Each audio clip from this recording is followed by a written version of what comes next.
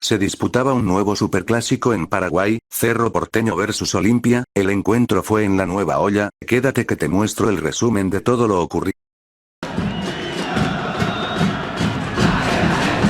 Se empezaba a palpitar la fiesta en la Nueva Olla, y rápidamente Cerro avisaba a Olimpia de que genera peligro con los remates fuera del área, con este bombazo de Carrascal que Aguilar logra salvar del primero por parte del Ciclón. Ya casi al final del primer tiempo, vendría otro bombazo, no, un misil por parte de Claudio Aquino, que lo mandó a guardar en el ángulo, de esta manera puso el 1-0 en el clásico, donde Cerro fue muy superior en el primer tiempo, tuvo 5 chances a diferencia del rival que tuvo 1.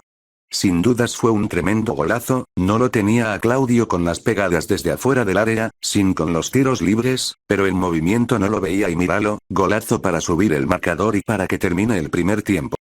Luego en el segundo tiempo Cerro tuvo varias chances, pero nada más que eso, te muestro partes de lo que ocurrió en el partido como este momento de Jin en el primer tiempo con los hinchas de Olimpia, también hubo gente que fue con el fantasma de la B para hacer burla al clásico rival.